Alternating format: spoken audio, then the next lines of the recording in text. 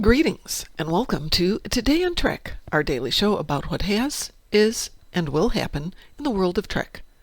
We're doing a couple of catch-up videos since life got a little ahead of me last week. This one is for January 16th and 17th, and our hosts are Captain Peter Porker and Captain Bruce Spanner. The coffee of the day is Battleship, a lovely dark roast from Gun Barrel Coffee in Batavia, Illinois. Check out their excellent brews at gunbarrelcoffee.com. By the way, if you like what I'm doing, please give a like, a sub, or leave a comment. It all helps the algorithm and helps the channel to grow. On to Today in Trek. Birthdays first.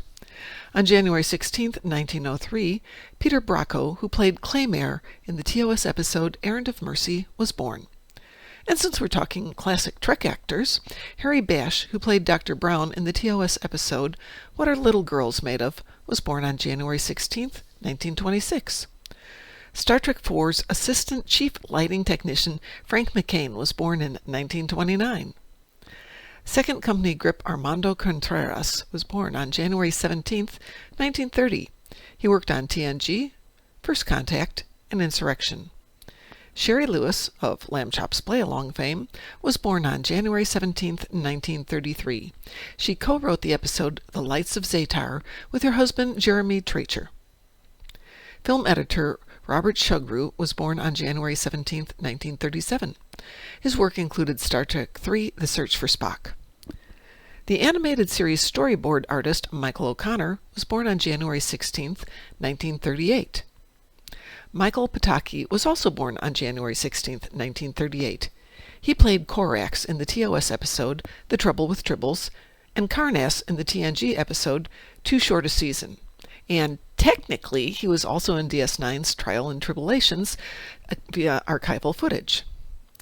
Nancy Ann Parson, who played the role of Maruk in the TNG episode The Vengeance Factor, was born on January 17, 1942. Director, graphic artist, designer, modeler, and effects designer Richard Taylor was born on January 17, 1944. Taylor was involved in the design of the miniatures for the motion picture. Since we got into a discussion about this in our Twitch chat the other day, I thought I'd add his comments about the design of the Enterprise. I have always thought that the Enterprise is one of the worst designs ever conceived for a spacecraft. The center of gravity of any object in space has everything to do with its shape. The Enterprise, by its configuration, is one of the most unbalanced objects in the history of space and science fiction. So I asked Roddenberry, I assume he means Gene Roddenberry, if I could change the shape of the Enterprise. Perhaps, but there's no getting around the fact that the design of the Enterprise is about as iconic as it could be. Comic book artist Steve Irwin was born in 1960. He worked on numerous Star Trek projects for Marvel and DC. In the It's Who You Know category, Alexander Xavier Ponce Bonanno was born in 1963. He was a member of the Enterprise production crew, but also was in episodes Demon and Broken Bow, and got to play a dead Borg drone in the Voyager episode Scorpion Part 2. Winner of the I Want to Be This Guy contest is David Frank Rossi, who was born on January 17, 1965. Rossi, who had gone to Los Angeles to look for a construction job, wound up going to a Star Trek convention. There he met Star Trek writers Trent Canino and Eric Stillwell, and the two offered him a tour of the sets at Paramount. After his job offer failed to pan out, he contacted the two and got a job as a tour guide at Paramount. He subsequently applied for the position of production assistant for TNG, and he got it, then was appointed to a position as an assistant to Mary Howard, and then to Rick Berman, and then helped oversee DS9 and Voyager, before being promoted to associate producer for Enterprise. In his honor, officers were named for him, planets were named for him, ensigns were named for him, and his name appears on plaques on the NX-01, the NX-02, and on the directory of Starfleet Command's Fleet Operations Center. Rossi himself appeared in Enterprise and was involved in the video games Star Trek The Next Generation of Final Unity, Star Trek Invasion, Star Trek New Worlds, Star Trek Bridge Commander. He was also involved in the Borg Invasion 4D ride at Star Trek The Experience in Las Vegas, and recently worked with Denise and Michael Okuda on the remastered original series. So folks, always chat up people at the conventions. You never know where it will lead. In 1966, actor Max Valentine was born. He was in 2 episodes of Enterprise, But prior to acting, he earned degrees in economics and Oriental studies. Dang! Actor Jake Epstein was born in 1987. He played Addis in the Discovery episode Die Trying. Picard actor Issa Briones was born on January 17, 1999. She played Daj Asha, Soji Asha, Sutra, and Kor Sung in seasons 1 and 2. In Trek series on this day. On January 17, 1969, the TOS episode The Mark of Gideon premiered. In 1993, the DS9 episode A Man Alone aired. The TNG episode Homeward aired on January 17, 1994. In many ways, this is an okay episode, but there's a moment that stood out to me since I first saw it. That was when the crew has to watch the effect of following the Prime Directive by watching the destruction of the planet Baral. It brings up the question of the morality of following the Prime Directive or not. That's a discussion we're going to have one of these days. In 1995, Star Trek Voyager premiered with the episode Caretaker. So, checking out Memory Alpha, it presents the episode, mind you, not the series, with this summary. Unhappy with the new treaty, Federation colonists along the Cardassian border have banded together. Calling themselves the Maquis, they continue to fight the Cardassians. Some consider them heroes, but to the governments of the Federation and Cardassia, they are outlaws. I have to say that would have been an awesome concept for a series. To date, Trek has always been a story that's based on the point of view of the Federation, but the idea of doing it from the other side, not necessarily the enemies of the Federation, but people who are fighting for goals that the Federation isn't necessarily supporting, would be a great idea. New characters, new storylines, potentially new species, great idea. What we actually got was a much more traditional Federation-based story, though this time we wind up with a crew that's somewhat thrown together from both sides. The Federation officers who survive a catastrophic run-in with a displacement wave, including a few character pickups that Janeway grabs in opening sections, melded with some of the survivors from the Maquis side. And once that happens, the internal conflict is on.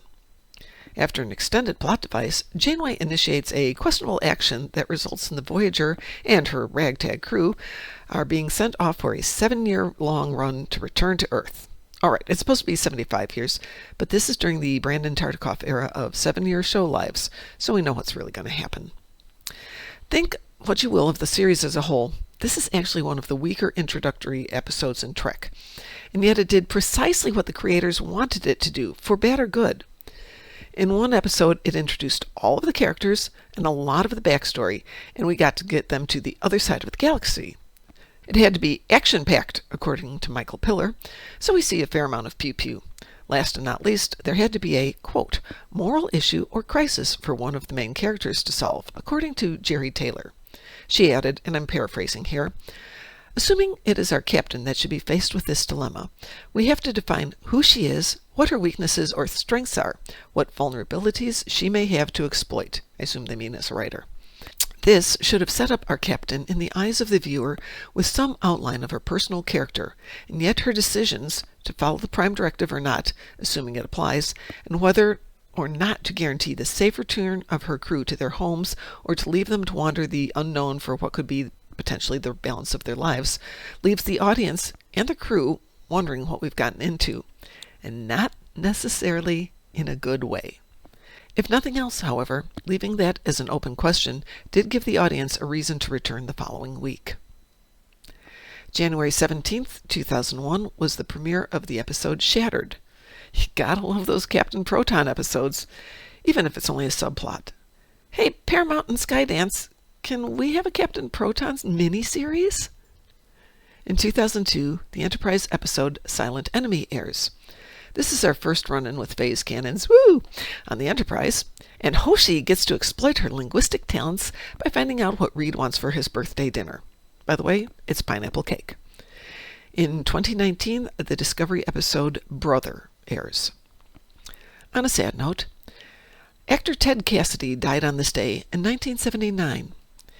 In addition to playing Ruck in the TOS episode What Are Little Girls Made Of, he also did voiceover work for other characters, including Balok's puppet in the Corbomite maneuver. Mr. Cassidy is probably better known for his work as Lurch in the Addams Family television show. Let us toast his memory with a glass of Tranya. Glenn Corbett, forever known to Trekkies as Dr. Zephram Cochrane in the episode Metamorphosis, passed away on January 16, 1993. DS9 and Voyager writer Nicholas Coria died on January 17, 1999. Ron Taylor passed away in 2002. He played the Klingon chef in 2 episodes of DS9 and voiced 2 characters in the video game Star Trek Klingon Academy. In looking at his image, I found Mr. Taylor and I realized I know who this guy is. He is indeed the accordion-playing Klingon chef on DS9 in Star Trek Online, seen here. Actor Albert Henderson, who played Kaz in the DS9 episode Rivals, died on January 17, 2004.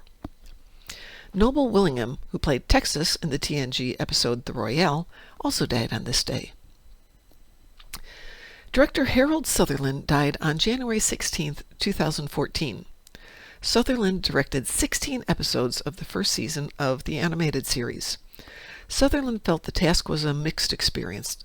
Quoting from the DVD Drawn to the Final Frontier, the making of Star Trek the Animated Series, he said, "It was really different, and it was a pleasure to work on, but frightening at the same time, because you really didn't want to do a lesser job than the public might expect." He later added, "I remember getting a personal letter from the NBC executives saying how wonderful the show looked and how happy they were with the results. I'd never heard of anything like that in all the years we've been in business." Cool story. Trek History of the Future. Section 31 premieres on January 24th.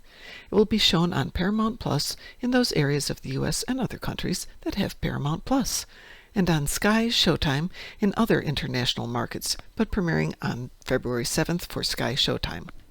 We will be doing a sort of live stream of that. I know we can't actually live stream it, but we'll be doing a watch party together and doing what we usually do, going ooh and ah.